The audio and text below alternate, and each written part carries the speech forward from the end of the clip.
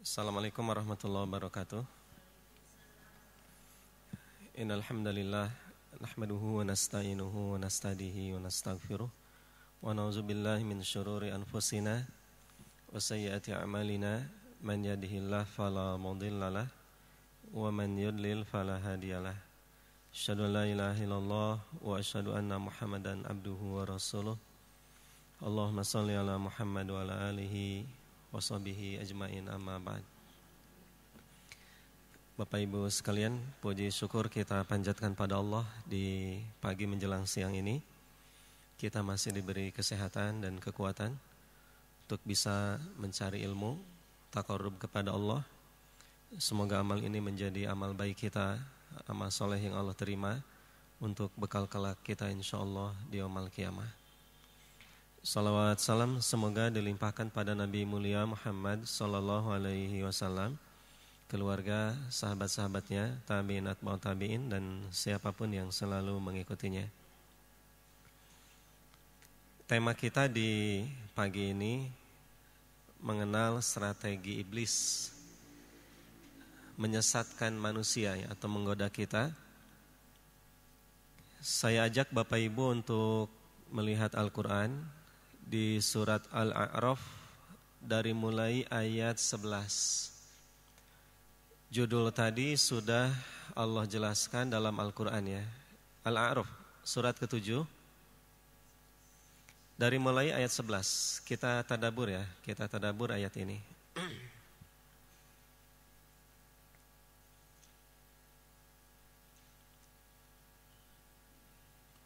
Sudah Ibu? Baik. A'udzubillahi minasyaitonirrajim. Di ayat 11 ya. Allah berfirman, "Walaqad khalaqnakum," dan sungguh telah kami ciptakan kalian, "summa sawwarnakum," kemudian kami bentuk rupa kalian, "summa qulna lil malaika," kemudian kami katakan kepada para malaikat, "Usjudu li Adam," sujudlah kalian kepada Adam.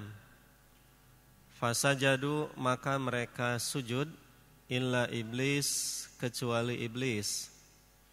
Lam yakun minas sajidin, iblis tidak termasuk makhluk yang sujud. Baik, kita lihat dari awal. Sungguh telah kami ciptakan kalian.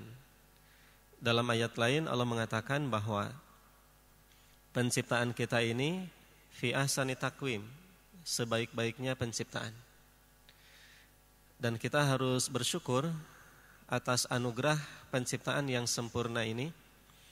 Karena kalau dibandingkan dengan makhluk lain, manusia istimewa, Ibu, spesial.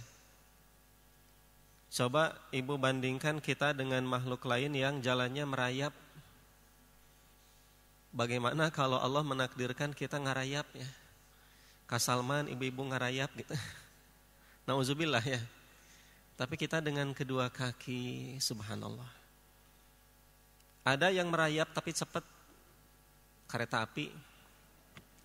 Ngarayap cepat, komo lamun berdiri, wah sigana cepat pisahnya. Baik. Ada yang jalan dengan 4 kaki ya kan? Binatang. Ngeri lah kalau seandainya kita dengan tangan kaki. Bersyukur kita oleh Allah diciptakan dengan penciptaan yang terbaik. Makanya dalam hadis, Bapak Ibu sekalian, tidak boleh merubah ciptaan Allah, itu enggak boleh. Dalam Al-Qur'an juga sama, wala yughayyiruna khalqallah. Tidak boleh merubah ciptaan Allah. Sudah bagus, sudah cantik, tos kasep, tekedah dirobah deui gitu. Pengen apa lagi? Fabi ayyi ala'i rabbikuma tukadziban. Coba kalau hidung kita lobangnya tidak ke bawah, kumaha lamun kahujanan? Kan berat ya. Kenapa Allah menyimpan alis di atas mata? Kan menjaga air kalau tidak langsung ke mata kalau kita kehujanan. Makanya ibu jangan dikurut kalau ada alis tuh. Jangan, biarkan aja. Ini dikurut, dimehongan, itu sudah Sudah bagus itu bulu dari Allah diganti sama ibu. Nanaonan. Ya, dan itu tidak boleh. Bulu mata ibu sudah cantik ditambahin sambung anti badai atau apa ya? Gak usah lah ya. Apalagi bapak-bapak pakai ini anti badai. Janganlah. Allah telah menciptakan kalian, kata Allah. Summa sawarnakum, kemudian kami bentuk rupa kalian. Dalam tafsir disebutkan fil arham, dalam rahim. Ini Imam Ibnu Katsir mengatakan fil arham, di rahim. Jadi kami bentuk kalian di rahim. Allah yang membentuk manusia. Summa qulna lil malaika, kemudian kami katakan kepada para malaikat, usjudu li Adama, sujudlah kalian kepada Adam. Jamaah sekalian, sujudnya malaikat kepada Nabi Adam bukan sujud ibadah, bukan. Tapi sujudnya malaikat kepada Nabi Adam dalam tafsir disebutkan sujudut tahiyah, sujud penghormatan. Itu yang pertama, malaikat menghormati Adam. Kedua, malaikat mau sujud kepada Nabi Adam sebab malaikat patuh kepada perintah Allah, taat kepada Allah. Jadi dalam rangka mentaati perintah Allah, maka malaikat sujud. Illa iblis, kata Allah, kecuali iblis. Iblis itu kana minal jinni fafasaqo. Dalam ayat lain, iblis itu dari golongan jin dan fasik. Fasik itu durhaka. Jadi jin durhaka itu disebut iblis atau syaitan. Nanti di ayat berikutnya syaitan. Begitu, durhaka kepada Allah itu syaitan. Jadi iblis itu dari golongan jin. Dan pusat jin dunia itu ada juga di Bandung. Ibu tahu, di Ciamplas. Baik. Dulu ada jamaah yang nanya ke saya waktu mau umroh, Pak Ustadz, boleh saya pakai celana jin lalawara? Nanti jin pakai celana apa kalau Bapak pakai celana jin? Kecuali iblis. Siapakah iblis? Minal jinni fafasaqo. Dia masuk golongan jin tapi dia maksiat pada Allah atau durhaka kepada Allah. Maka iblis tidak sujud. Lam yakun minas sajidin. Iblis tidak termasuk makhluk yang sujud. Baik, Bapak Ibu sekalian, di ayat ke-12. Nah, ini kita gali bagaimana dialog antara Allah dengan iblis. Allah bertanya kepada iblis, bukan Allah tidak tahu. Allah tahu jawaban iblis, alasan iblis. Tapi sengaja Bapak Ibu sekalian, Allah menyajikan dalam ayat ini untuk dijadikan pelajaran buat kita. Baik, kata Allah di ayat ke-12. Qala, Allah berfirman, ma mana'aka alla tasjuda id amartuk. Apa yang menghalangimu, kata Allah, alla tasjuda, kamu tidak mau sujud, id amartuka, ketika aku menyuruhmu. Allah bertanya, tadi saya ulangi, Allah Maha tahu jawabannya, tapi Allah bertanya untuk dijadikan ibrah, pelajaran buat kita. Apa jawaban iblis? Kata iblis, qala, iblis menjawab, ana khairun minhu. Kata iblis, ya Allah, aku lebih baik dari dia. Kata iblis apa ibu? Ana khairun minhu. Saya lebih baik dari dia. Bapak Ibu sekalian,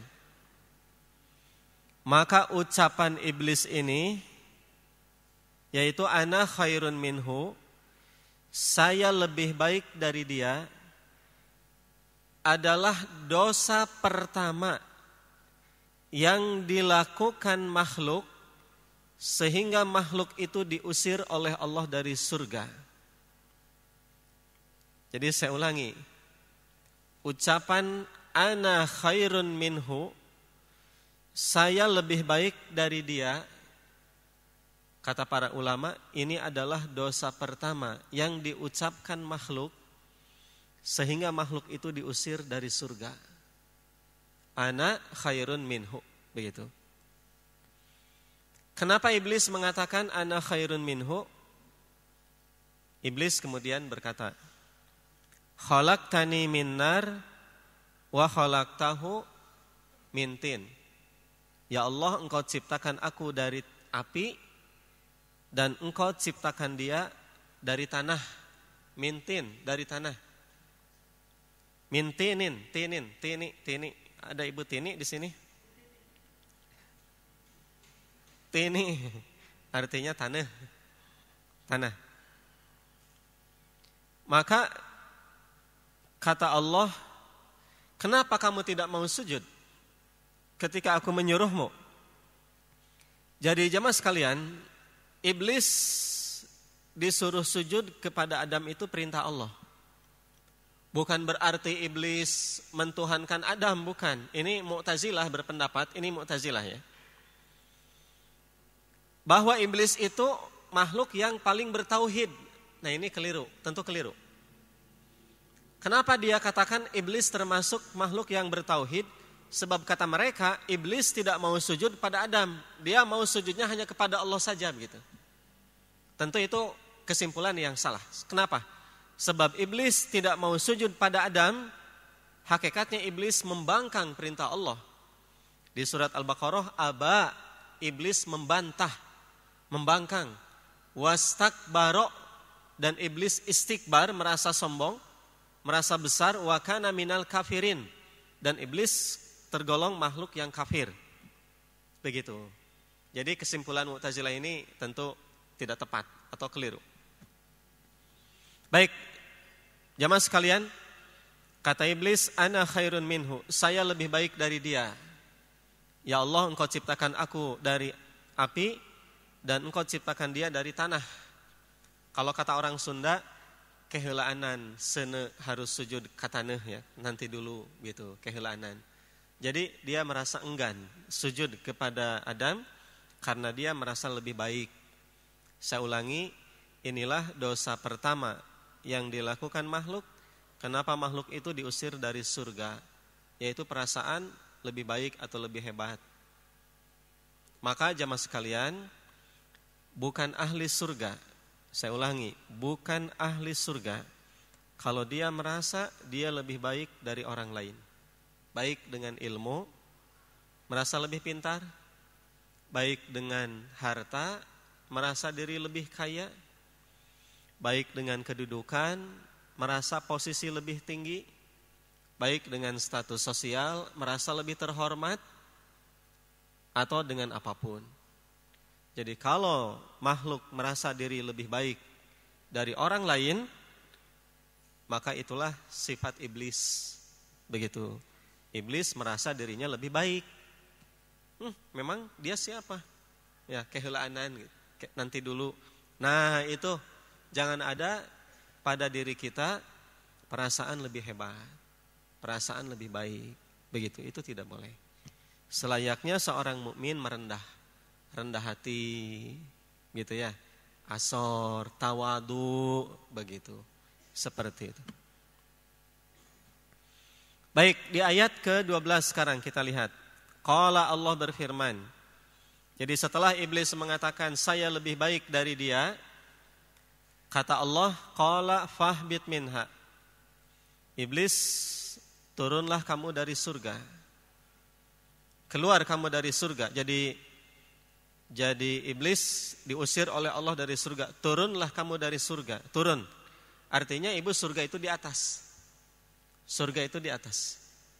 Begini dalam hadis, surga itu darajat, beberapa tingkatan. Semakin tinggi, tingkatannya semakin baik. Kalau neraka, darokat. Neraka itu darokat, tingkatannya ke bawah. Semakin rendah, semakin buruk neraka itu. Semakin dekat dengan sumbu api neraka.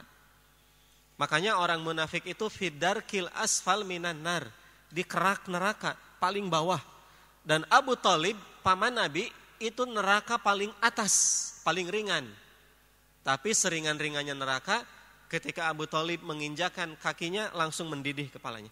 Lep, jes langsung ajios. Nauzubillah. Surga itu darajat, di atas semakin tinggi semakin baik derajat surga. Kalau ibu hotel pengen bintang 3 atau bintang 5, semakin banyak bintangnya semakin bagus gitu. Nah surga juga demikian. Jadi surga itu bintang 1, 2, 3, 4, 5 dan wallahu a'lam. Derajat semakin tinggi semakin baik. Iblis diharuskan turun.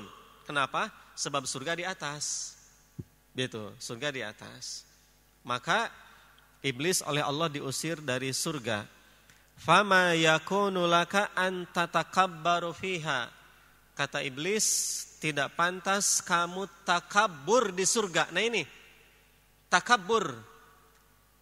Ibu tahu arti kabir apa? Besar. Takabbur merasa diri besar.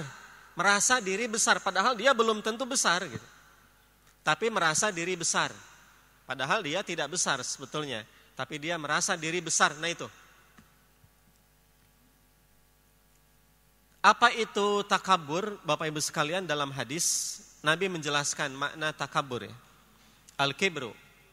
Kata Nabi, ada seorang sahabat bertanya, "Ya Rasulullah, apakah sepatu saya bagus, pakaian saya bagus, rapi, itu termasuk minal kibr, termasuk sombong?" Kata Nabi, "Innallaha jamil yuhibbul jamal." Allah itu indah, menyukai keindahan. Jadi kalau Bapak Ibu tampil cantik, menarik, rapi, bersih, wangi, itu bukan sombong. Allah itu indah dan menyukai keindahan. Kecuali nanti mohon maaf ibu-ibu, ibu tidak boleh pakai parfum keluar dan dicium oleh laki-laki yang bukan mahram, itu gak boleh, haram. Gak boleh itu. Kecuali ibu boleh di parfum itu untuk sholat, untuk suami. Atau kalaupun keluar pakai parfum, ibu tidak tercium sama orang lain, supaya aroma asli ibu tidak tercium saja sama orang gitu. Jadi hendak collecting lah gitunya ibu teh. Atau bisa diredam gitu tahnya, diredam gitu, sehingga tidak tercium apa-apa oleh orang, begitu. Dan itu boleh. Jadi sepanjang ibu tidak tercium asli ibu, jadi orang tuh tidak mencium apa-apa gitu. Kalau ibu lewatnya nggak mencium apa-apa, kelek teh hendak melenghir gitu. Nah itu mah boleh. Dengan Rexona, dengan apa saja gitu ya. Silahkan. Tapi kalau ibu lewat, kemudian wangi, tercium sama laki-laki, hati-hati itu. Di situ syaitan bakal menggoda. Kata syaitan, keur magelis si ibu tehnya, keur rapi, cantik, wangi, tuh kan macam-macam. Begitu, macam-macam. Maka hati-hati. Begitu. Tapi kalau untuk suami, nah, parfum ibu. Bahkan saya sarankan ke ibu, parfum juga parfum yang pengantin baru dulu. Pengantin baru. Jadi suami teh, suasana pengantin baru hadir di rumah. Iya mah cap kapak, PPO gitu ya. Neng, ari si mama di mana duka, papa ada PPO nama di dapur aya keneh masih gitu. Ulah lah ya. Jadi ibu tuh wangi, ibu tuh semerbak gitu ya. Suami tuh betah di rumah. Ini mas suami mau tidur, pas buka simbut loncat, aya harimau di kasur dikerok gitunya, ngagedat semua. Ilfil atau etama ya. Baik, jadi sombong itu bukan berarti orang tidak boleh pakai baju bagus, sendal bagus, celana bagus. Kata Nabi, innallaha jamil yuhibbul jamal. Allah itu indah, menyukai keindahan. Jadi boleh orang berpenampilan indah, menarik, cantik, rapi, ya, wangi. Apalagi buat laki-laki, ini sunnah, bapak-bapak, sunnah Nabi. Nabi menyukai at-tib, wangi-wangian. Jadi kalau bapak-bapak pakai parfum itu sudah sunnah. Sudah menjalankan sunnah Nabi, apalagi mau sholat. Dan Nabi setiap sholat pakai parfum, sunnah begitu. Jadi kembali, innallaha jamil yuhibbul jamal. Tidak sombong orang pakai parfum, cantik, tampil menarik, rapi. ulah kulehe, caludih, taramandi, wajah waterproof gitu ya. Anti air. Janganlah gitu. Wajah itu harus ya gitu. Tapi sombong itu kata Nabi, sombong itu artinya al-kibru. Ini ada dua pengertian sombong. Pertama, batrul haq. Sombong itu menolak hak. Tahu itu benar tapi ditolak. Tahu itu perintah Allah tapi tidak dijalankan. Sombong. Iblis sombong. Dia tahu itu perintah Allah tapi dia enggan. Kedua, sombong itu kata Nabi wa ghamtun nas, dan melecehkan manusia, merendahkan orang lain. Hah, dia? Siapa dia? Hah, kehilaanan nanti dulu. Itu. Kata iblis, ya Allah saya lebih baik dari dia. Engkau ciptakan aku dari api, dia dari tanah. Nanti dulu saya harus sujud ke tanah, kehilaanan. Begitu. Itu sombong. Jadi hati-hati. Kalau seorang sudah merasa diri lebih baik dari orang lain. Begitu, nggak boleh.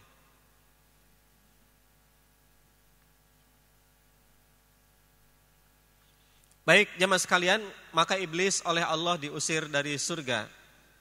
Qala firman Allah di ayat ke-13 ya, 13. Fahbit minha, turunlah kamu dari surga. Fama yakunu laka an tatakabbaru fiha. Tidak pantas kamu takabur di surga atau sombong, takabur. Tadi saya sampaikan makna takabur itu dua. Menolak hak dan apa Ibu? Melecehkan orang lain. Itu sombong. Dan ahli surga bukan orang yang sombong.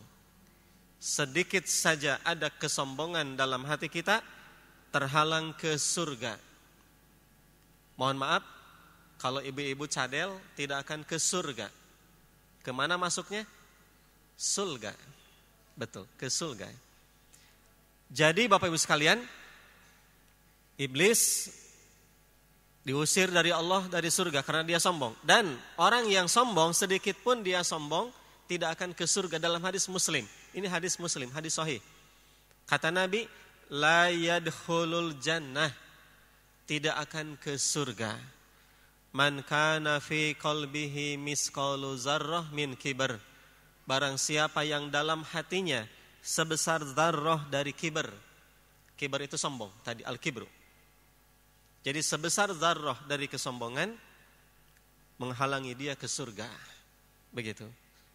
Ini iblis sombongnya gede pisan. Kata Allah, fama yakunu laka an tatakabbaru fiha. Tidak pantas kamu takabur di surga. Ayat keberapa ini, Bu? 13.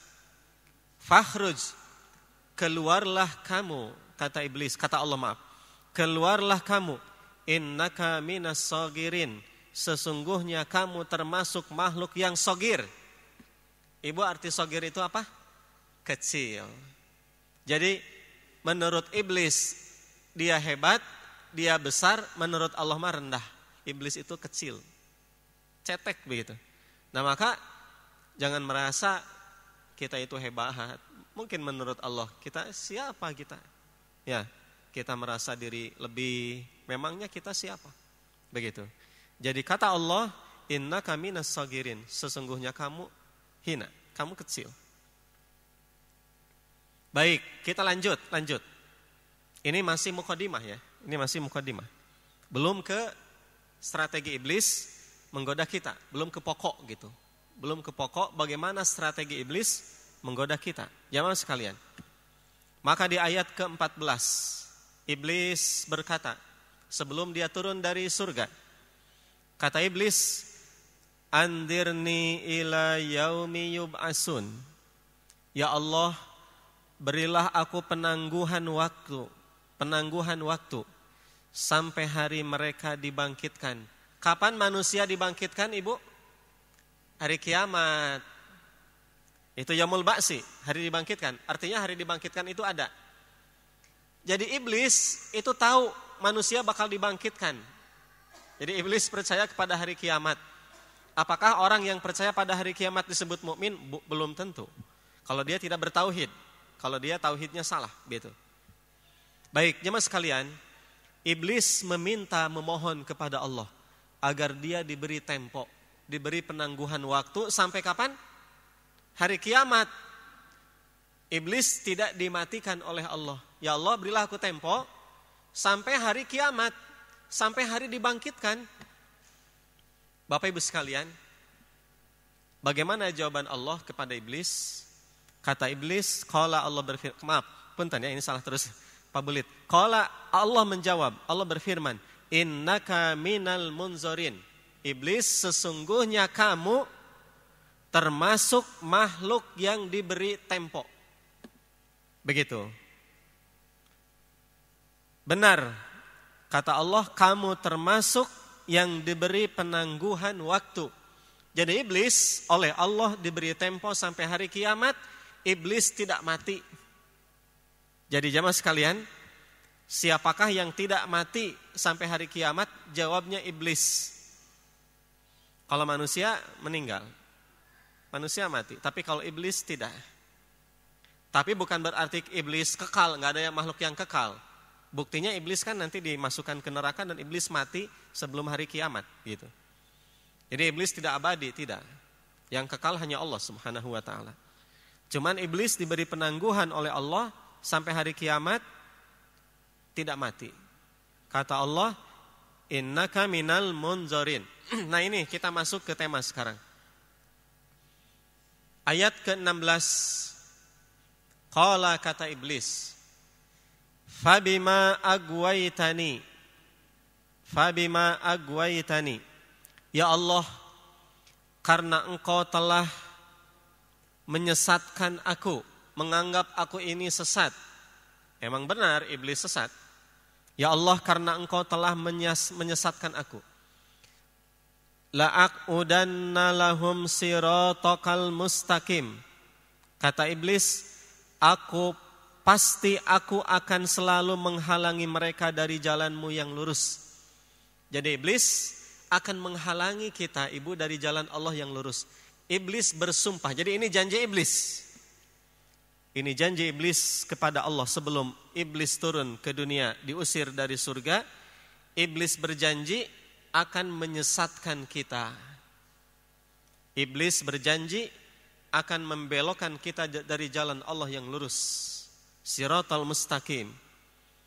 Baik. Kemudian iblis berkata, ini strategi iblis. Jadi ini tema kita. Bagaimana cara iblis menyesatkan kita? Pertama, kata Allah, kata iblis di surat ke-17, summa la'atiyannahum min baini aidihim. Kemudian aku akan datang dari depan mereka. Bapak Ibu sekalian, iblis akan datang dari mana, Ibu? Depan. Kedua, wa min khalfihim. Dan aku akan datang dari belakang. Depan, belakang. Kemudian dari mana? Wa an aimanihim. Dari sebelah kanan. Kemudian wa an syama'ilihim. Iblis akan datang dari sebelah kiri. Depan, belakang, kanan, kiri, dikepung kita. Dikepung oleh iblis. Depan, belakang, kanan, kiri. Hati-hati. Dan iblis punya target, Bapak Ibu sekalian. Apa target iblis? Kata iblis di ayat selanjutnya, wala tajidu aksarohum apa? Syakirin. Wala tajidu aksarohum syakirin. Kata iblis, ya Allah, engkau tidak akan mendapatkan kebanyakan mereka bersyukur. Engkau tidak akan mendapatkan kebanyakan mereka bersyukur. Kebalikan dari syukur berarti apa? Kufur. Maka target iblis, kebanyakan manusia kufur kepada Allah. Target iblis, kebanyakan kita tidak bersyukur kepada Allah. Hati-hati, ini iblis punya target yang tinggi. Iblis punya target yang luar biasa, Bapak Ibu sekalian. Baik, kita akan bahas strategi iblis menggoda kita, depan, belakang, kanan, kiri. Bapak Ibu sekalian, jamaah sekalian, iblis mengatakan itu bukan makna sebenarnya. Depan nyingsionan gitu ya, datang dari depan. Kemudian iblis itu rambutnya gondrong, dadanya bolong, kemudian darah ngucur. Itu mah rekayasa. Itu mah direka-reka oleh sutradara seolah-olah iblis itu, jin itu pikasieun. Padahal kalau ibu baca dalam hadis, jin itu seperti anak kambing yang dimainkan oleh anak-anak. Tidak tepikasieun henteu. Itu mah hayalan-hayalan yang direka-reka oleh orang, sengaja dibuat takut gitu ya. Bahkan macam-macam, ada kunti, ada naon deui, ada genderuwo, ada naon deui ya, pocong, macam-macam ya gitu. Itu direka-reka gitu. Di film pocong itu berdiri, loncat-loncat, orang yang hidup mati, yang mati hidup lagi. Itu semua sering saya sampaikan, kadar kebenarannya film itu 99% bohong, 1% wadul. Itu kunti bisa, kalau kunti kan kesannya itu ketawa-ketawa gitu ya. Kemudian ceria gitu ya, ceria susurian gitu. Pakaiannya kadang orang-orang yang di jalan kalah sopan dengan kunti yang pakaiannya itu rapih gitu kan, baju putih panjang gitu ya, cuman nggak dikerudung aja. Ini makan jadi lebih parah dari kunti sebetulnya, orang yang pakaiannya aurat terbuka kemana-mana. Lihat tuh kunti mah sopan. Ya, jalan kemana-mana pakaiannya putih, panjang. Ini kalian pakaiannya, aduh, menggoda iman ya, menyesatkan orang gitu. Ini kunti mas sopan. Dan itu direka-reka, aya kunti, aya genderuwo, aya jurig ya kan di Sunda mah. Aya ririwa gitu. Aya macam-macam, aya rorongkong dan lain-lain. Dari mana itu sejarah pocong mayit bisa hirup deui? Dulu saya pernah cerita, saya yakin ibu masih lupa. Dulu ibu di tempat saya dulu ada mayit diloncatin kucing hidup. Begitu. Ya, mayit diloncatin kucing hidup. Nah, sampailah ke Bandung. Jadi mayit diloncatin kucing hidup. Jadi beda intonasi itu, salah arti, hati-hati. Awas tuh, mayit kalau diloncatin kucing jadi hidup. Geus ngararatso gitu. Kesimpulannya jadi parah gitu. Padahal mayit diloncatin kucing hidup. Kucingnya yang hidup. Kalau mayit mah ya mayit namanya juga. Nggak ada mayit yang hidup.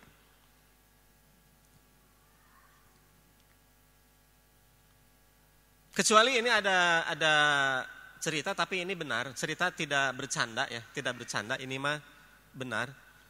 Kan ibu bapak pernah dengar mati suri ya kan? Mati suri menurut dokter ya belum mati gitu, belum meninggal. Tapi karena di kampung tidak ada dokter sehingga dianalisa sudah mati aja, dianalisa sudah meninggal. Padahal mati suri. Akhirnya orang itu dimandikan, dikafani, dikubur. Cuman karena dikuburnya di gawir, kalau orang Sunda mah ada gawir, ada jurang ya pinggir. Kemudian dia dikubur, kehujanan, kena hujan, dan akhirnya itu si kuburannya itu marek-plekan ya, si tanahnya itu turun, dan mayitnya itu bukan mayit karena belum meninggal. Si orang itu kena hujan, bangun. Jadi dia kaget, loh kenapa saya di sini? Kenapa baju saya begini? Gitu. Maka dia pulang ke rumah. Ternyata di rumah banyak orang. Sudah sore, udah mau maghrib, dia pulang ke rumah.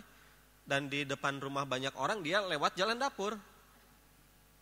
Maka dia masuk rumah lewat belakang. So kabayang kira-kira ibu kumaha reaksi orang-orang? Kabayang teh? Kabur semua. Hirup deui, wah ini wow rame. Nah itu mah mati suri, bukan berarti mayit bisa hidup lagi. Untung ada orang yang pemberani, maka orang itu diinterogasi, Sok saha maneh? Lahir bapak saha, ibu saha, lahir tanggal sabaraha, ieu di mana? Wah, sagala rupa ditanya, benar eta mah hirup deui dan keluarga semua senang. Begitu, hidup lagi. Baik. Kembali ke iblis. Jadi iblis dari depan bukan makna sebenarnya. Jadi teu aya riwayat abdi tepang jeung jin wadul itu. Saya ketemu iblis, saya melihat syaitan, wadul itu. Sebab jin itu makhluk gaib. Di ayat lain nanti bakal disebutkan bahwa innahum yarawnakum min haitsu la tarawnahum. Mereka melihat kalian tapi kalian tidak bisa melihat mereka. Jadi orang yang meyakini dia pernah melihat jin dalam bentuk asli itu bohong. Kata Imam Asy-Syafi'i, "Manidda'a annahu ra'a jinniyan faqad kazzaba bima ja'a bihi Muhammad sallallahu alaihi wasallam." Barang siapa yang mengaku dia pernah melihat jin, maka dia mendustakan ajaran Nabi Muhammad sallallahu alaihi wasallam. Sekali lagi, barang siapa yang mengaku dia pernah melihat jin, maka dia mendustakan ajaran Nabi, bohong dia. Karena jin makhluk gaib. Begitu. Baik, kita lanjut. Iblis akan datang dari depan. Maksudnya apa? Kata Ibnu Abbas dalam tafsir Imam Ibnu Katsir. Jadi kalau Bapak Ibu ada tafsir Imam Ibnu Katsir, silahkan dibuka. Imam Ibnu Katsir itu ada terjemahannya sekarang. Sudah ada, saya nggak tahu berapa jilid, cuman saya dengar ada katanya di toko buku, silahkan dicari. Kalau aslinya Ibnu Katsir itu 4 jilid, berarti kalau terjemahan lebih banyak ya. Jilidnya berarti bakal lebih banyak. Saya nggak tahu berapa jilid. Jadi kalau Bapak Ibu punya buku itu silahkan dibuka. Al-A'raf ayat ke-18 atau ayat ke-17. Kata iblis, aku akan datang dari depan. Maksudnya apa? Kata Ibnu Abbas dalam tafsir Imam Ibnu Katsir. Dari depan maksudnya usakkikuhum fi akhiratihim. Kata iblis, aku akan membuat ragu mereka terhadap akhirat. Itu yang pertama. Aku, kata iblis, akan membuat manusia ragu akhirat. Hati-hati. Banyak orang sekarang yang akhirat dilupakan. Ragu akhirat. Seolah-olah hidup tidak akan mati. Dan kalau sudah mati masalah selesai, ya kan? Tidak akan dibangkitkan. Dan kalau sudah dibangkitkan seolah-olah tidak ada hisab. Seolah-olah tidak ada balasan. Seolah-olah tidak ada surga dan neraka, begitu. Hati-hati itu iblis. Makanya di dunia dia hidup seenaknya. Begitu. Akhirat mah gimana nanti? Akhirat mah gimana nanti aja. Bukan target hidup dia akhirat, bukan tujuan pokok dia akhirat. Jadi jamaah sekalian, itulah iblis menggoda dari depan, membuat kita ragu akhirat. Manusia ragu akhirat. Kan banyak orang yang, punten ya, mohon maaf ini, di usia yang seharusnya dia itu harus geus teu pantes lah berdosa gitu.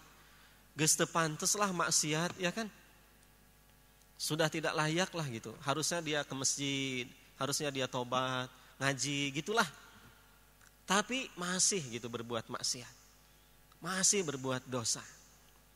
Jamaah sekalian, seolah-olah dia hidup tidak akan dibangkitkan di hadapan Allah kelak. Seolah-olah mual maut gitu. Seolah tidak ada hisab. Ya. Nah ini saya kira iblis berhasil kalau manusia lupa akhirat. Jadi manusia dibuat lupa akhirat. Itu yang pertama. Jadi bukan makna sebenarnya iblis datang dari depan. Ini strategi iblis yang pertama, manusia dibuat lupa akhirat. Kedua, iblis dari mana tadi Ibu? Belakang ya, dari belakang. Kata Ibnu Abbas, maksud iblis datang dari belakang yaitu uraghibuhum fi dunyahum.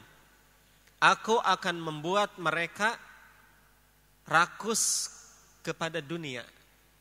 Itu poin yang kedua. Cara yang kedua. Strategi iblis yang kedua. Menggoda manusia.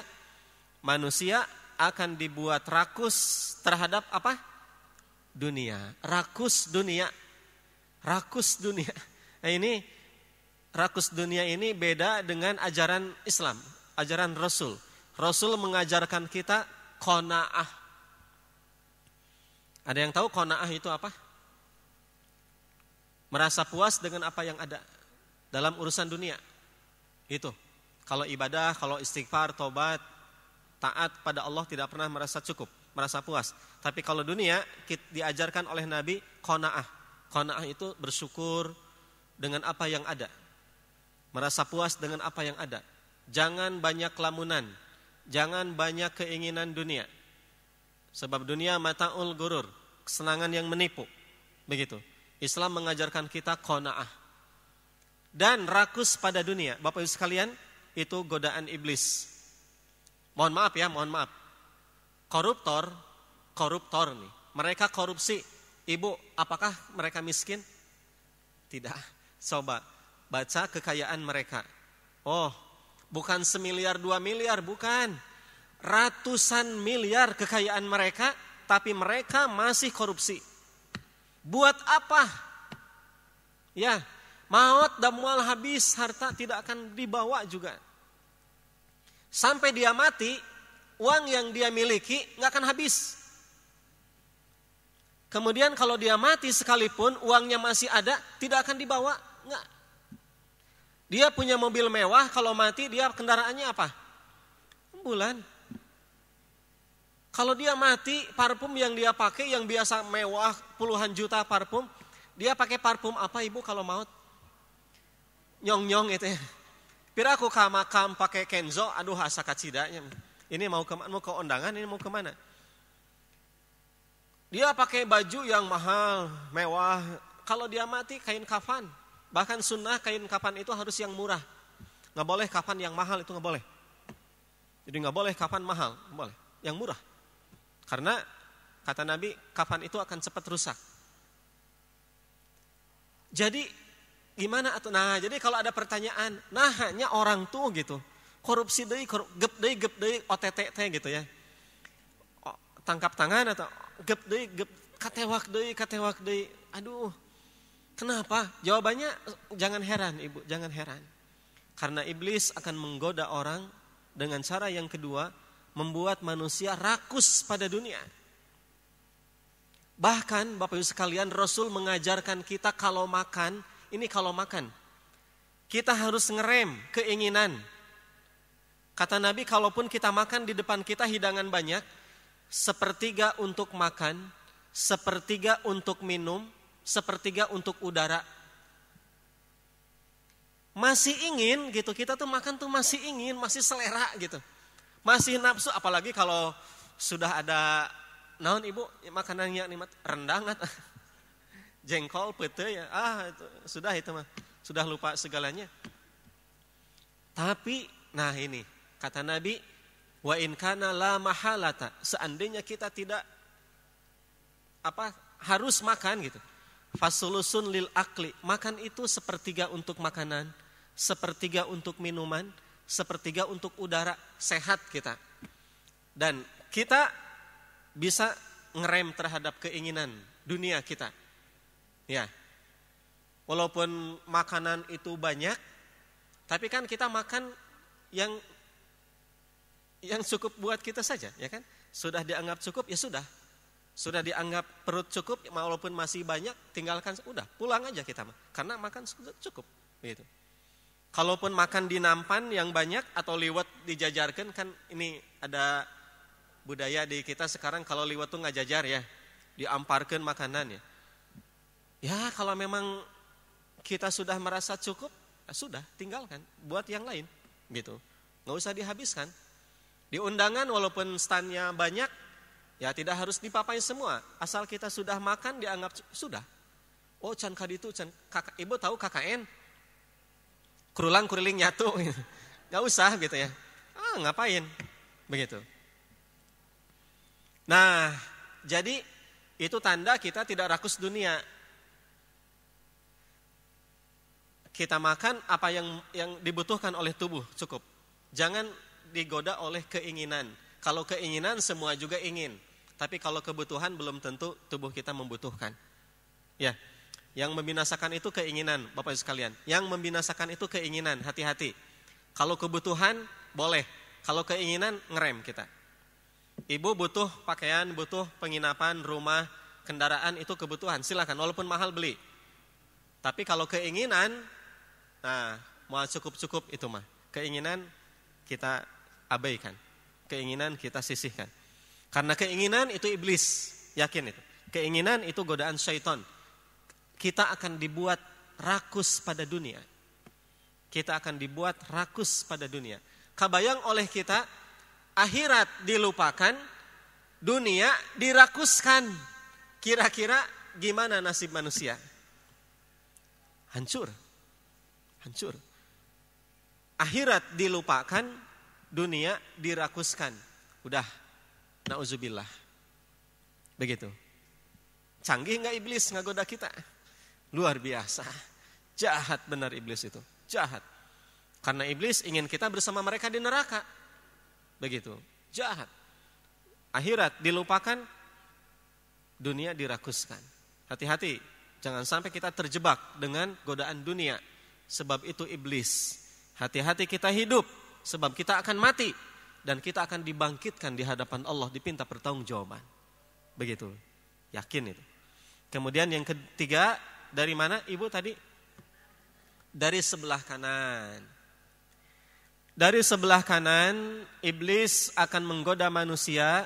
Maksudnya kata Ibnu Abbas. Usabbihu alaihim amrodinihim. Aku akan membuat mereka atau kacau dalam urusan agama mereka. Aku akan mengaburkan, mengacaukan urusan agama mereka. Agama dibuat kacau. Agama dibuat tidak benar. Agama dibuat samar. Begini ibu. Banyak orang yang merasa dirinya beragama tapi jauh dari agama. Ibadat pabelit dengan adat. Bid'ah pabelit dengan sunnah. Begitu. Orang merasa ini sunnah padahal bid'ah. Orang merasa ini ibadat padahal adat. Orang merasa ini dari agama padahal dari nenek moyang. Orang merasa ini dari Quran sunnah padahal dari budaya. Jadi pabuliut gitu ya, pabuliut. Lihat fenomena sekarang, ada ratu ini, ada ratu itu, beat ke sini, beat geus lalir. Dan yang aneh banyak orang yang percaya gitu ya. Banyak orang yang stres sekarang mah ya, hati-hati itu. Seolah-olah beragama padahal jauh dari agama. Seolah-olah atas nama Nabi, kalau Nabi melihat nangis, Nabi melihatnya sedih gitu. Nah ini hati-hati, agama ini harus murni. Sudah ada istilah agama Nusantara mah, kita mah ini Indonesia atau jadi Islam itu harus kekinian Indonesia, harus Nusantara gitu ya. Di mana etap berpikir seperti itu? Dari mana? Islam mah Islam aja. Nggak ada Islam Arab, Islam Nusantara, Islam mah Islam aja. Titik. Beres. Begitu.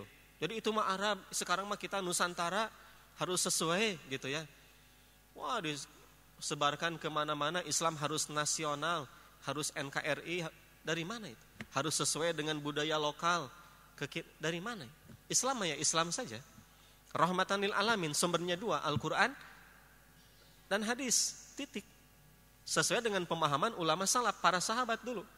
Selamat kita, udah. Begitu. Jadi sekarang Islam tuh kacau, kabur. Jilbab katanya, oh itu mah kan Arab, sekarang kira heterogen ya. Nusantara gitu. Maka tidak usah. Nah, begitu. Dulu ya di zaman Nabi tidak ada bank, konvensi, tidak ada riba ya. Sekarang ya kita harus itulah Nusantara.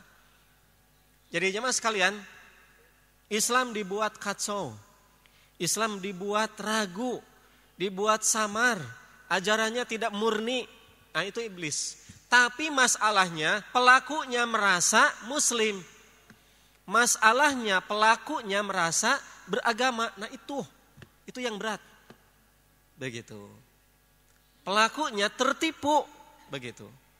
Nah, makanya tugas kita tuh memurnikan tauhid, akidah, ibadah, akhlak sesuai dengan yang Nabi ajarkan.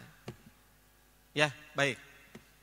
Agama tidak karena nenek moyang, Islam tidak karena keturunan, Islam tidak karena kebiasaan, tidak karena guru, kiai, tidak. Islam karena Allah dan Rasul saja. Sumber ajaran Islam 2, Al-Quran dan Sunnah Nabi SAW. Titik, selamat kita. Nah itulah iblis yang ketiga dari kanan ya. Maksudnya membuat agama itu kacau, agama itu ragu. Jadi kalau sekarang Bapak Ibu bertanya, kenapa ya sekarang tuh aliran tuh di mana-mana Islam tuh jadi liar gitu. Apalagi sekarang dengan banyak medsos kan broadcast lewat WA grup di mana-mana, ku ibu sebarkeun, ku ibu. Hati-hati itu jangan main sebar sembarangan. Katanya bulan malam ini mengelilingi Ka'bah, wah geus lah lieur harus sholawat ini segala 70.000 kali, sebarkan ke sekian grup. Nanti Allah, dari mana itu? Dari mana sumbernya? Orang ini sekarang malam ganjil, malam ini atau bla bla bla gitu ya, harus baca ini itu, sebarkan WA ini ke sekian grup, maka engkau pakai dalil. Dari mana? Makin canggih sekarang. Bukan tidak boleh ibu nge-broadcast posting, kalau sahih silahkan, bagus dakwah. Tapi kalau salah, ibu sesat, menyesatkan orang, kan bahaya. Wah sekarang di grup WA, nanaon ge aya. Dari yang katanya kemarin terakhir jilbab teu wajib, segala macam. Pabeliut ya. Hati-hati Bapak sekalian. Ini agama dibuat kacau sekarang. Agama dibuat ragu. Agama dibuat syubhat ya. Iblis itu pekerjaan iblis itu. Baik. Itu yang ketiga ya. Sekarang yang keberapa? Yang keempat. Iblis akan datang dari sebelah kiri. Apa maksudnya? Kata Ibnu Abbas, iblis datang dari sebelah kiri. Ushilahumul ma'asi. Aku, kata iblis, akan membuat manusia gemar terhadap maksiat. Jadi maksiat oleh iblis dibuat indah di hadapan mata kita. Maksiat itu dibuat murah. Maksiat itu dekat. Maksiat itu dianggapnya keren, gagah, hebat, ya, eksis, gaul, gitu ya. Dan lain-lain. Jadi maksiat itu dianggap nyaman gitu. Dianggap keren, dianggap hebat, dianggap hati-hati Bapak sekalian. Ini iblis. Bahkan sekarang maksiat itu dianggap biasa. Dianggap normal. Normal orang berbuat maksiat. Biasa di mata kita tuh aurat, normal. Kemudian orang ya begitu ya, dianggap biasa gitu. Durhaka kepada Allah, hura-hura, dugem dan lain-lain. Itu dianggap biasa. Itu kehidupan. Itu realita gitu ya. Jadi dianggap nauzubillah. Karena bagi seorang mukmin maksiat itu aib. Maksiat itu jauh. Karena itu bukan gaya hidupnya, bukan stylenya, bukan kebiasaannya, bukan tujuan hidupnya. Tapi iblis akan membuat maksiat itu murah, menyenangkan, bangga, hebat, keren. Coba kalau ibu lihat Instagram gitu ya, aurat, TikTok atau apa yang ngumbar aurat apa. Coba lihat yang like-nya berapa. Coba lihat followersnya berapa. Coba yang sukanya berapa dengan gaya itu. Yang berarti kan dia suka gitu ya. Artinya dia setuju dengan maksiatnya, setuju dengan perbuatan dosanya. Begitu. Jadi dosa itu disukai. Maksiat itu di-like begitu. Maksiat itu diikutin, di-follow dan lain-lain. Nah, jadi itulah iblis. Hati-hati. Akan membuat maksiat dibuat murah, menyenangkan. Tetap dosa mah dosa, maksiat mah maksiat, gitu ya. Durhaka pada Allah mah durhaka aja. Kemunkaran ya munkar, batil ya batil, begitu. Baik, kita ulangi ya. Iblis akan datang dari depan. Maksudnya tadi ibu apa? Akhirat dilupakan. Iblis akan datang dari belakang, rakus dunia. Iblis akan datang dari kanan, dikacaukan agama. Iblis akan datang dari sebelah kiri, manusia dibuat gemar maksiat. Baik, kemudian tadi target iblis di ayat 17, wala tajidu aksaruhum syakirin. Ya Allah, Engkau tidak akan mendapatkan kebanyakan mereka bersyukur. Apa kata Allah? Bagaimana reaksi Allah di ayat ke-18? Qala Allah berfirman, ukhruj minha mad'uman madhura. Kata Allah di ayat ke-18, keluarlah kamu wahai iblis dari sana, dari surga, dalam keadaan terhina dan terusir. Jadi iblis turun dari surga itu dalam keadaan terhormat atau terhina? Hina. Iblis hina, terusir. Jadi iblis turun tidak terhormat, dalam keadaan terusir. Dan Allah pun berjanji, ibu, hati-hati bapak sekalian. Kata Allah, laman tabi'aka minhum. Kata Allah, dan siapa yang mengikutimu dari golongan mereka. Siapa yang dari golongan mereka mengikutimu iblis? Apa kata Allah? La amla'anna jahannama minkum ajmain. Pasti aku akan isi neraka jahanam dengan kamu semua, mereka dan kamu semua.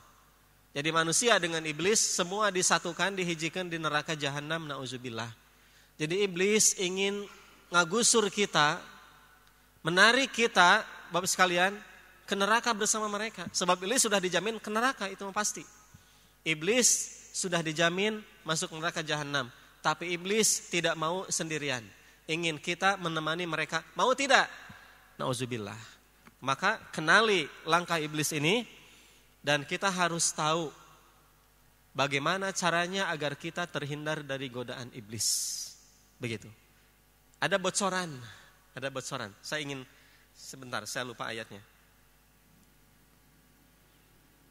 Ada bocoran dari iblis. Siapa yang akan selamat, Bapak Ibu sekalian, dari godaan mereka? Di surat Al-Hijr ayat ke-40. Al-Hijr itu surat ke-15 ayat 41.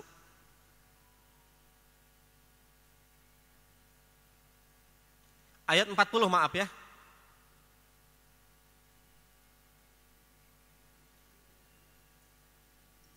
Illa ibadaka minhumul mukhlasin. Kecuali hambamu di antara mereka al-mukhlasin, yang ikhlas, yang dipilih, terpilih, yang ikhlas, ibu. Jadi siapa yang akan selamat dari godaan iblis yang terkutuk itu? Yaitu hamba Allah yang ikhlas dalam beribadah. Nah ini inti dari tauhid, Bapak Ibu sekalian, ikhlasul ibadah lillah. Mengikhlaskan ibadah untuk Allah. Memurnikan ibadah itu untuk siapa? Untuk Allah, tidak untuk makhluk, tidak untuk dunia, tidak untuk kedudukan, tidak untuk jabatan, tidak untuk pujian, tidak untuk ini dan itu, tidak.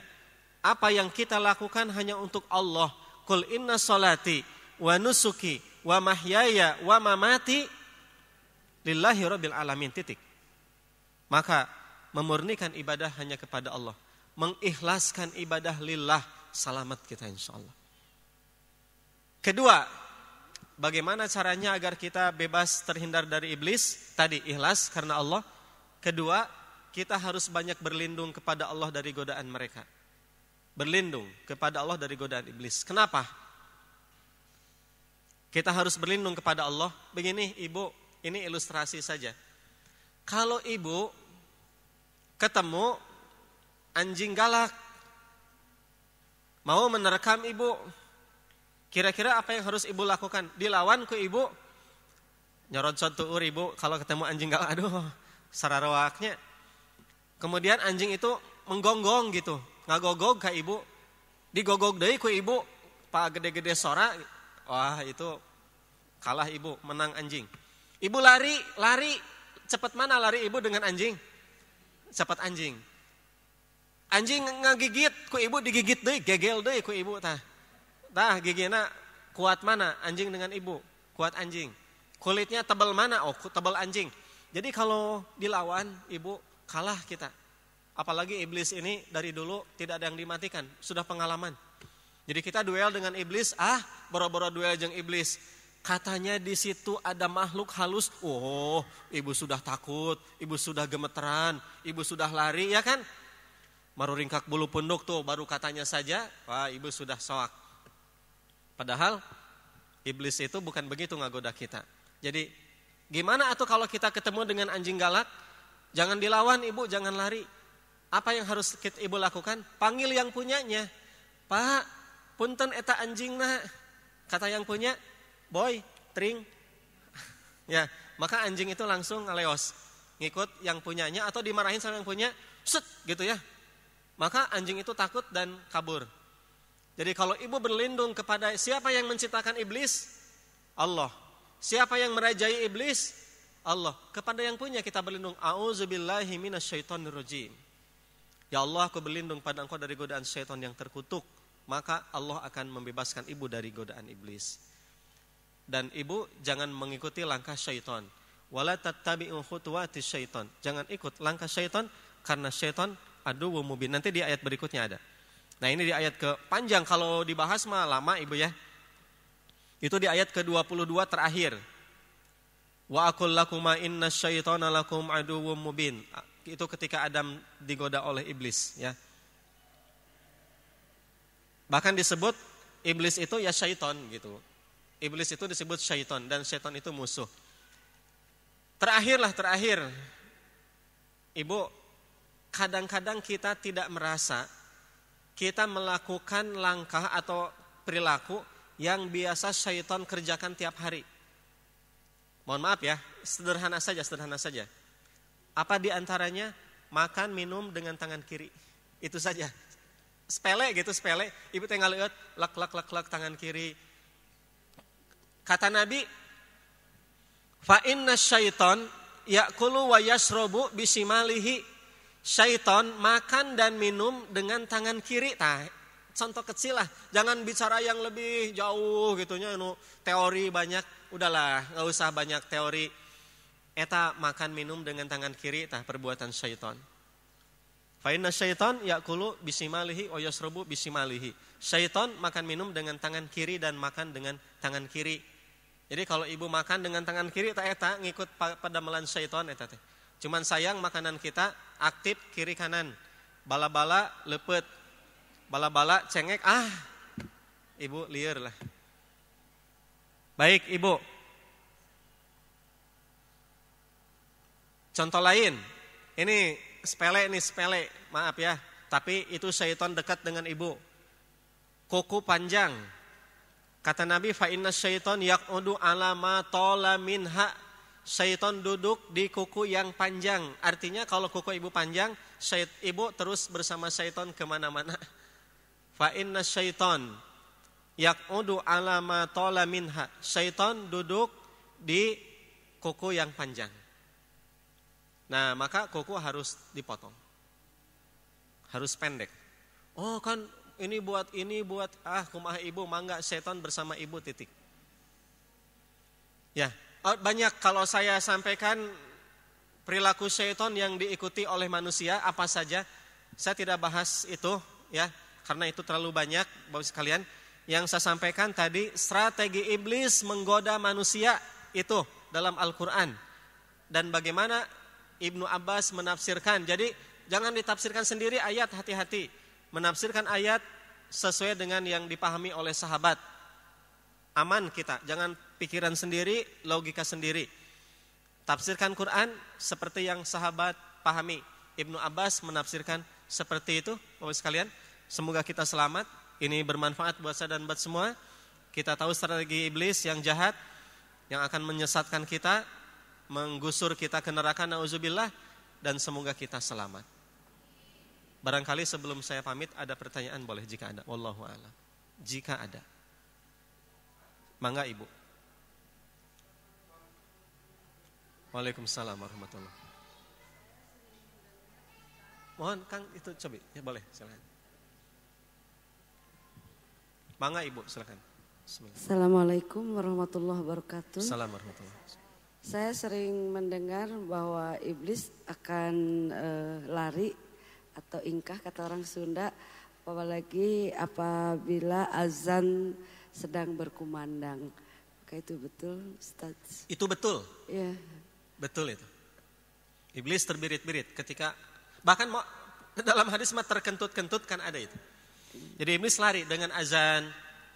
Kemudian iblis akan datang lagi ketika sholat menggoda manusia. Nah iblis akan lari lagi dan nanti tidak akan, makanya celah itu celah. Kenapa saf kita harus rapat ya? Kenapa saf harus rapat? Kata Nabi jangan sampai iblis itu ada di situ nyelip begitu. Iblis nyelip di situ. Maka tidak boleh saf itu renggang sebab iblis bisa masuk ke situ. Atau mohon maaf nih, iblis jangan sampai ikut makan ibu, iblis ikut makan. Enggak bisa. Kapan iblis ikut makan dengan ibu? Pertama, ketika ibu tidak bilang bismillah. Kedua, ini penting, sepele, ketika bapak ibu menyisakan makanan. Kata Nabi, jangan tinggalkan makanan itu buat syaitan. Jangan biarkan iblis ikut makan dengan ibu. Habiskan, kalau tidak habis, ibu jangan ngambil banyak. Ambil sedikit, nanti biar nambah mungkin, boleh. Kalau nambah boleh. Kalau nyisa itu nggak bagus, sebab kalau sisa dimakan syaitan. Jadi iblis bisa makan dengan ibu. Makanya kalau makan bismillah dan habis. Begitu. Jangan ada sisa kalau makan. Ya. Kemudian gitu. yang kedua Ustadz, melihat fenomena sekarang banyak orang-orang yang kesurupan. Kemudian bisa diruqyah dan sebagainya. Apakah itu memang iblis yang masuk atau memang hanya penyakit psikis saja? Psikis ya? Iya. Baik, saya kira itu saja. Wassalamualaikum warahmatullahi wabarakatuh. Keserupan ya? Baik. Nuhun Ibu, terima kasih. Kesurupan, kalau saya sarankan pertama Ibu jangan dulu nuduh jin, jangan dulu. Bisi sanes, kata jin, duka abdi mata terang.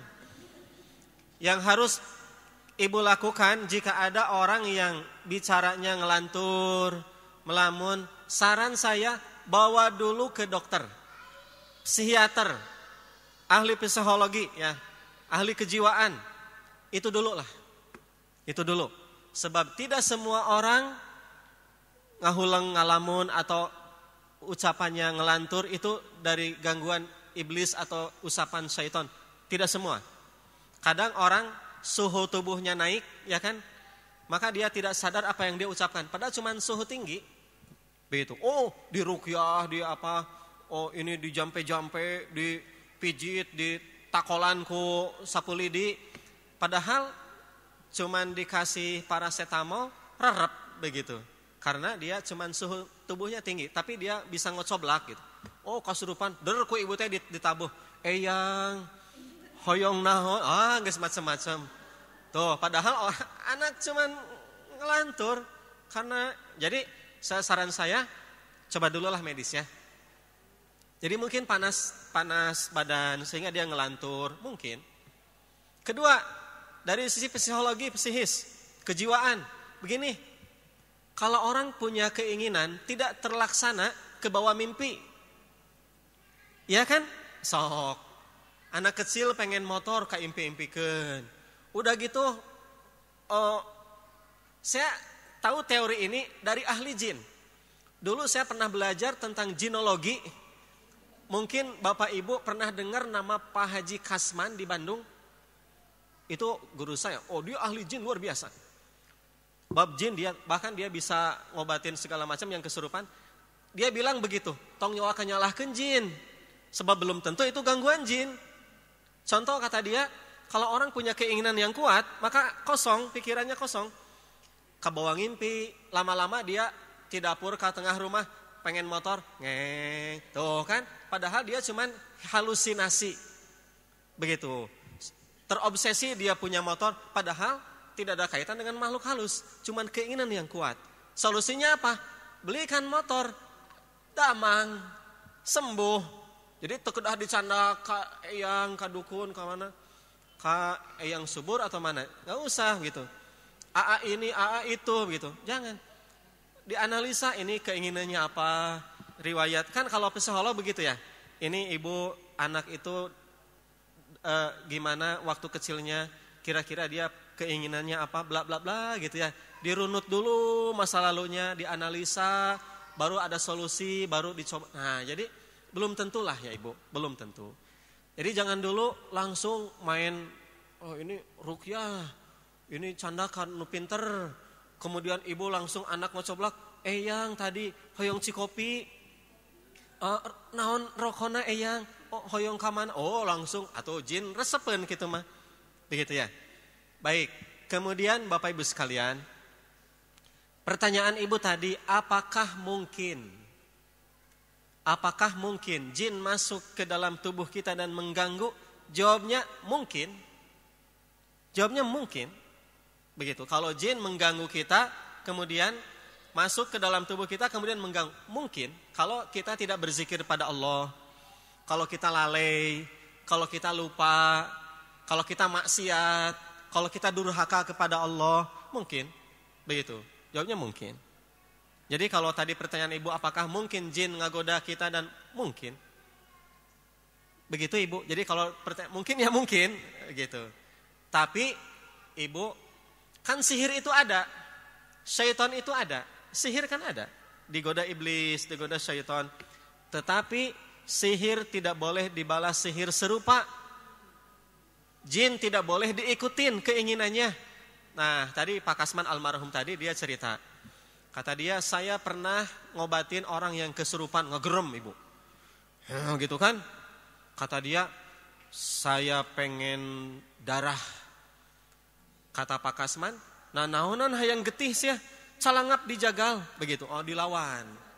Salangap dijagal tuh, loba getih mah, jung indit kayak itu.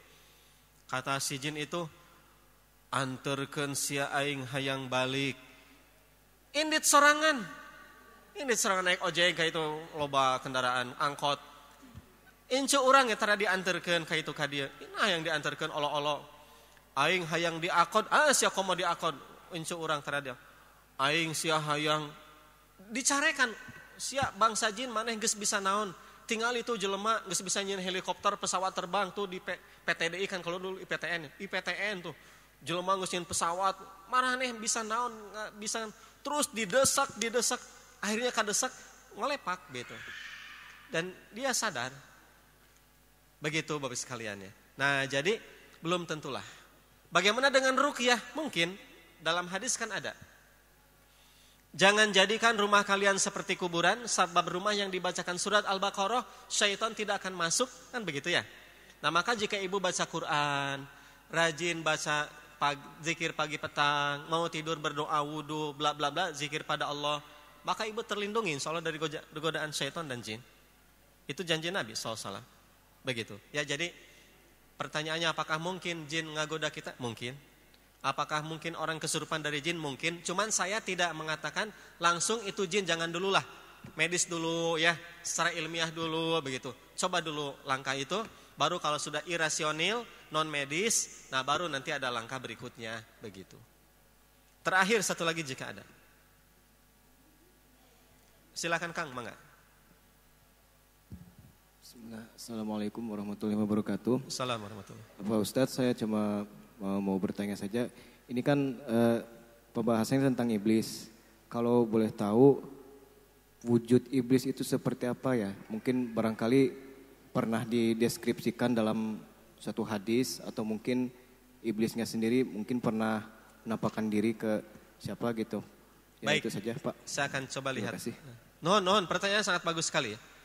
Wujud iblis teh seperti apa gitu ya?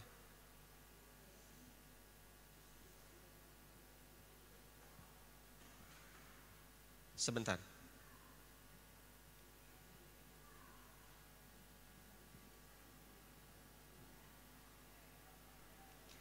Coba dibuka surat Al-A'raf, Ibu, Al-A'raf masih kita di Al-A'raf ayat 27 ya, 27 nanti.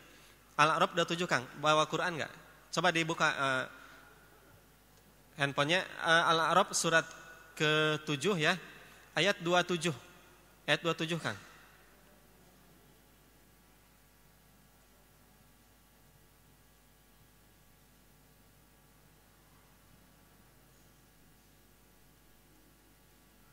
Terjemahnya aja, Kang, tolong dibaca. Terjemahnya saja. Terjemahnya aja, tolong. Ini yang nanya biar, mana Bu? Surat 7 ke 27 ya? Iya, betul. Wahai anak Adam, janganlah sekali-kali kau dapat ditipu oleh setan sebagaimana ia telah mengeluarkan kedua ibu bapakmu dari surga. Ia menanggalkan dari keduanya pakaiannya untuk memperlihatkan kepada keduanya auratnya. Sesungguhnya ia dan pengikut-pengikutnya melihat kamu dan suatu tempat yang kamu tidak bisa melihat mereka. Nuhun, tos, titik. Saya kira itu jawabannya. Dia, iblis, syaitan, dan kabilah jin, kabilah iblis, melihat kalian di satu tempat, min haitsu la tarawnahum, di mana kalian tidak bisa melihat mereka. Jadi, manusia kita, Bapak Ibu sekalian, tidak bisa melihat mereka. Mustahil manusia bisa melihat jin dan iblis, mustahil. Dalam wujud asli. Tapi kalau dalam wujud binatang, ular kan kata Nabi, ular hitam jangan dulu dibunuh kalau masuk rumah, ya kan diusir dulu. Mungkin itu syaitan atau jin mungkin. Gitu ya. Seperti dalam tafsir kan, walaupun ini ada yang mengatakan Israiliyat, kenapa iblis bisa masuk ke surga ngagoda Adam, padahal iblis sudah diusir, ya kan? Kata para ulama, ini masuk, dia menyerupai ular sehingga dia masuk ke surga menggoda. Begitu. Wallahu alam. Tapi kalau dalam wujud asli tadi dideskripsikan gimana, spesifikasi iblisnya gimana, atas, bawah, tengah, itu nggak ada yang bisa. Jadi tadi saya ulangi dari awal bahwa deskripsi yang ditampilkan oleh sinetron, film, ya bahwa ini bolong, ini bla bla bla gitu. Tadi saya katakan 99% bohong, 1% wadul. Begitu. Jadi itu. Dan tadi kata Imam Asy-Syafi'i, manidda'a annahu ra'a jinniyan faqad kadzdzaba bima ja'a bihi Muhammad sallallahu alaihi wasallam. Barang siapa yang mengaku dia pernah melihat jin dalam bentuk asli, maka dia mendustakan ajaran Nabi Muhammad sallallahu alaihi wasallam. Begitu? Wallahu alam. Itu gaib. Nuhun, pertanyaannya bagus sekali. Wadul Ibu. Yang indigo wadul itu. Kemudian oleh Ibu diantur, dipertahankan, nggak ada itu. Wadul, bohong itu. Ya.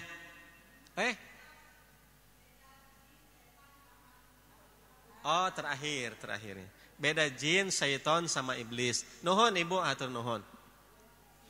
Baik, ini terakhir ya. Apa bedanya jin, syaitan, iblis? Baik. Bapak Ibu sekalian, pertama kalau jin itu beda dengan manusia. Jin diciptakan dari apa? Min marijin min nar. Dari api yang membara. Jadi dari api. Jin diciptakan dari api. Itu jin. Kalau manusia dari tanah, malaikat diciptakan min nur, dari cahaya. Malaikat dari cahaya, manusia dari tanah, jin dari api. Itu yang pertama, beda diciptakan. Kedua, apa itu iblis? Kata Allah dalam Al-Quran, ini kata Allah dalam Quran.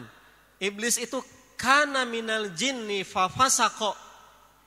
Iblis itu dari golongan jin dan dia durhaka kepada Allah. Jadi jin yang durhaka kepada Allah itu iblis. Makanya kan di ayat 12 tadi iblis mengatakan khalaqtani min nar wa khalaqtahu min tin. Ya Allah, engkau ciptakan aku dari api, dia dari tanah. Jadi iblis dari api sebab iblis dari golongan jin. Jadi sama-sama dari api, satu rumpun. Ya, iblis dan jin. Jadi sekarang sudah paham ya, tahu malaikat, manusia, jin dan iblis. Terakhir, apa itu syaiton? Nah, kalau syaiton minal jinnati wan nas. Syaiton itu dari golongan jin dan manusia. Jadi syaiton mah umum. Iblis jelas syaiton kan Al-Qur'an mengatakan syaiton. La yaftinakumus syaiton, tadi disebutnya dibaca. Jangan mengelabui kalian syaiton, itu iblis tadi. Maka iblis itu jelas syaiton. Saya ulangi, iblis jelas syaiton. Tapi jin juga bisa disebut syaiton bagi yang menggoda. Tapi jin kan ada yang soleh, ada yang tidak. Kalau jin tidak semua iblis, tidak. Jadi tidak semua jin itu iblis, tidak semua jin itu syaiton, tidak. Kata jin kan di surat jin itu disebutkan faminna faminna sholihuna wa minna duna zalika. Di antara kami ada yang soleh, di antara kami ada yang tidak soleh. Kunna tara'iqa qidada, kata jin, kami golongan yang beda-beda. Nah, jadi kalau jin itu ada yang soleh, ada yang tidak. Syaiton dari jin dan dari manusia. Minal jinnati wan nas. Nah, maka syaiton itu bisa saja dari manusia. Siapakah syaiton dari golongan manusia? Mereka yang menjauhkan kita dari Allah Subhanahu wa taala. Syatona bimakna ba'uda. Ba'id, jauh, itu syatona. Siapapun, apapun yang menjauhkan kita dari Allah, maka itulah syaiton. Gitu Ibu? Ya, jelas enggak Ibu? Saya kira jelas ya, perbedaan antara jin, syaiton dan iblis. Juga kita manusia dan malaikat. Itu saja, semoga Allah mengampuni dosa kita di majelis ini dan semoga kita diselamatkan dari godaan dan gangguan iblis. Kita tutup dengan doa Rabbana atina fid dunya hasanah wa fil akhirati hasanah wa qina azabannar. Aqulu qauli hadza wa astaghfirullah li wa lakum. Alhamdulillahirabbil alamin. Assalamualaikum warahmatullahi wabarakatuh.